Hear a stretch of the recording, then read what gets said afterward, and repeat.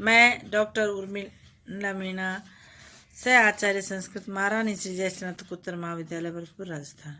यह वीडियो द्वितीय वर्ष के विद्यार्थियों के लिए है। विद्यार्थियों, मैं आपकी पाठ्य पुस्तक ईशावास्य उपनिषद के 3 श्लोक करा चुकी हूँ। आज मैं आपको चतुर्थ श्लोक के विषय में पढ़ाऊंगी। चतुर्थ श्लोक में ब्रह्म का स्वरूप वर्णित है। आगे आप श्लोक देखिए। अनेजते एकम मनसः जवीय न एनत देवः आपनुवते पूर्वम अर्षते तत् धावते अन्यान अन्तेति तिष्ठते तस्मिन् अपे मातृश्वा ददाति। अब आप इस श्लोक का अन्वय देखिए। तत् अनेजित एकम मनसः जवीय पूर्वम अर्षते एनत देवा न आपनुवत तत् तिष्ठते अन्यान धावते अन्तेति तस्मिन् मातृश्वा अपे ददाति। अब आप इस अन्वय के कुछ कठिन शब्दों का अर्थ देखिए। तत् वह ब्रह्म, अनेजत अचल, एकम एक, मन से भी, जवीय अधिक वेगवान है, देवा इंद्रिय अथवा देवता अथवा विद्वान लोग, एनत इस ब्रह्म को न अपनुवत प्राप्त नहीं कर सकते, पूर्वम अर्षते सर्वव्यापक ब्रह्म पहले ही सर्वत्र पहुंचा हुआ है, ततः वह तिष्ठते स्थिर होकर भी, धावते दौड़ने वाले, अनान्य अन्य वायु काल आदि को अंतेति लांग जाता है, तस्मिन उस आश्रय पर ही मातृश्वा वायु अपह प्राणियों के यज्ञादि कर्मों का ददाती धारण स्थापित करता हुआ वायु प्राणियों। अब आप अनुवाद देखिए। वह ब्रह्म अचल, एक, मन से भी अधिक वेगवान है, देवता ज्ञानी विद्वान इंद्रियां आदि देव उस ब्रह्म तक पहुंच नहीं सकते, क्योंकि वह पहले ही सर्वत्र पहुंचा हुआ है। स्थिर होता हुआ भी वह चलने वाले काल वायु मन आदि अन्य सबको लांग जाता है। उस ब्रह्म में वायु प्राणियों के कर्मों को धारण करता है।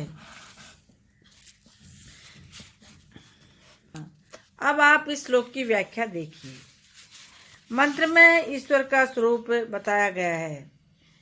वह अचल है, एक है, अनेक नहीं है। अतः ईश्वर को अनेक रूप धारण करने वाला कहना और मानना अनुचित है। अथर्ववेद में स्पष्ट लिखा है, न द्वितीय न तृतीय चतुर्थो न अप्युच्यते। स एव एक है इत एक एव। अन्य वेदों में भी ईश्वर को एक ही कहा गया है। हाथ पैर न होते हुए भी वह मन से भी तेज चलने वाला है। एक अन्य उपनिषद में कहा भी है, अपाणी पादो जवनो ग्रहीता। देव देवता ज्ञानी विद्वान इंद्रिया आदि उसकी महिमा का पार नहीं पा सकते।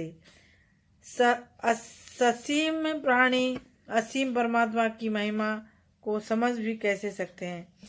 बड़े बड़े महर्षि ब्रह्मर्षि भी अपनी मेघा से उसे नहीं जान सके, उस तक पहुंच नहीं सकते। ईश्वर तो अनिर्वचनीय है। ऐसा कोई भी तो स्थान नहीं जहाँ ईश्वर पहले से पहुंचा हुआ न हो। अतः सीमित शक्ति वाला प्राणी शक्तिमान तक कैसे पहुंच सकता है। अतः परमात्मा देवों की पहुंच से परे है। गीता में कहा है, इंद्रियाणि पराण्याहु इंद्रियेभ्य परम मनस्तु परा बुद्धि बुद्धे परमस्तु से। ब्रह्म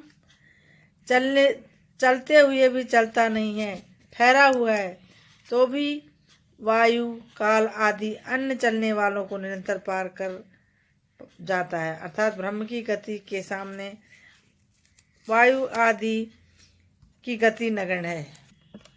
मनुष्य को यज्ञ आदि कर्म करते हैं, वे वायु के माध्यम से ब्रह्म तक पहुँचते हैं और वह उन सत्कर्मों का फल देता है। साथ ही वायु आदि जिस शक्ति के द्वारा मेघ रूप में जल धारण, जल वर्षण आदि कार्यों में समर्थ हुआ करते हैं, वह शक्ति भी उस सर्वशक्तिमान परमेश्वर की शक्ति का अंश मात्र है। उस परमात्मा की शक्ति के सहयोग को प्राप्त किए बिना ये कुछ भी करने में समर्थ नहीं हो सकते। समाप्त।